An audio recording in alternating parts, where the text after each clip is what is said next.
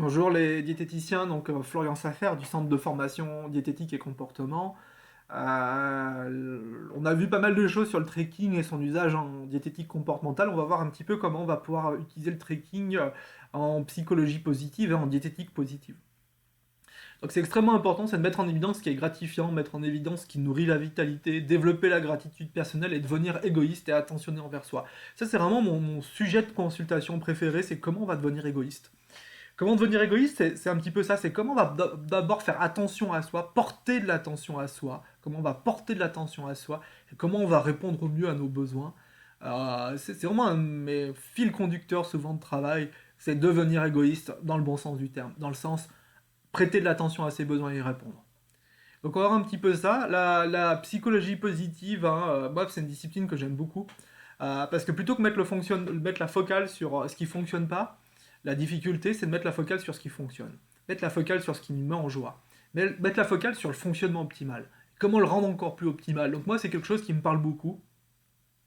Et souvent, moi, je pense qu'on gagne beaucoup plus de temps à se focaliser sur faire plus de positif que d'essayer de faire moins de négatif. Donc c'est un petit peu ma façon de bosser. C'est très très vite mettre aussi une focale sur ce qui marche très bien et augmenter ce qui marche bien. Exemple de consigne de trekking qui serait avec une orientation psychologie positive, c'est noter chaque repas, dans chaque repas, ce qui était le plus agréable et apaisant pour vous. Petite consigne. Là, je vous invitais juste à noter ce qui était le plus agréable. Vous notez également tous les plaisirs simples que vous avez ressentis. Une odeur, un thé, un moment de joie, un moment de rire. Là, on s'éloigne du contexte de l'assiette, parce que je pense qu'effectivement, nous, les diététiciens, on est là pour s'assurer que les gens soient bien nourris, y compris en termes d'émotion.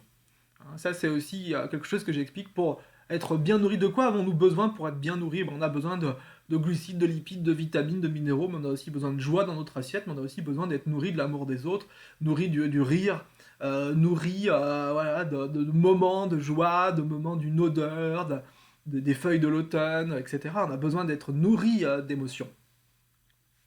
Et ça, c'est extrêmement important pour nous, diététiciens, de faire voilà, ce lien hein, entre les nourritures, les différentes formes de nourriture. Donc moi, j'aime bien proposer un trekking qui va dans ce sens-là. On pourrait, voilà, j'ai pris l'exemple d'un patient où on a orienté le trekking et là, en fait, sur les petites attentions envers soi. Les petites attentions et les moments joyeux, en fait. Là, je ne sais pas si vous voyez nettement, mais c'est écrit petit déjeuner. J'ai adoré prendre le temps, c'était un samedi, et peut-être qu'il était en week-end qu'il avait plus de temps, de me faire un œuf sur le plat et de me presser une orange. Et puis on voit même en termes de qualité nutritionnelle que c'est vraiment chouette. Parce que commencer le petit déjeuner par un fruit frais, pressé, par une source de protéines, etc. On n'a pas le reste du petit déjeuner, mais on voit que déjà il a prêté de l'attention, et c'est ça qui m'intéresse, hein, c'est de prêter de l'attention. Et de venir attentionner envers soi, avec un rassasiement, vous voyez, à 94%, donc il n'était pas gavé, une sensation de faim qui n'était pas débordante, voilà. Et il a noté ça comme un événement positif de sa journée. Et autre événement positif, je suis allé faire une balade en forêt. Ça m'a fait du bien de prendre du temps pour moi. Voilà, il a noté ça comme un événement positif. Et vous voyez le lien avec devenir égoïste. C'est aussi ça, devenir égoïste. C'est penser à soi en premier. Penser à ses besoins en premier, y compris nos besoins d'être en contact avec la nature, nos besoins de repos, nos besoins de rire et de s'amuser. Donc vous voyez, euh, mon suivi diète, c'est pas uniquement un truc d'aller traquer la bouffe, l'alimentation, de faire du flicage. Pour moi, c'est vraiment pas du tout ça. C'est plutôt un outil pour justement, vous voyez, qu'on va pouvoir orienter aussi pour que le patient puisse être conscient de comment il s'y prend pour prendre soin de lui. C'est aussi mettre en évidence sa responsabilité. J'ai été responsable de ces moments de joie.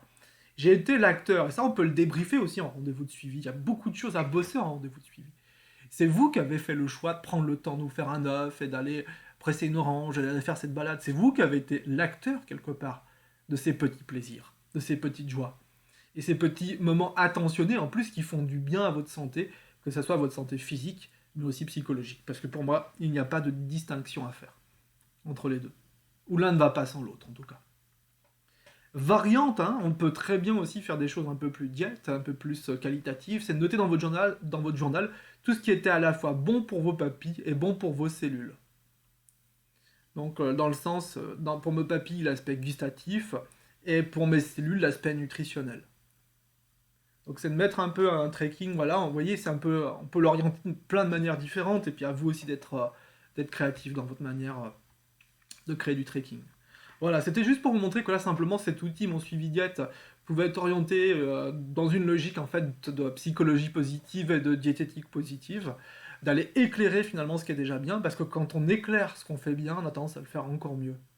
Donc ça, c'est quelque chose qui est important d'expliquer aux patients. Dans une prochaine vidéo, nous parlerons aussi de comment on va utiliser le trekking pour développer la bienveillance envers soi, comment on va notamment utiliser l'outil Mon Suivi Diète pour développer la bienveillance envers soi.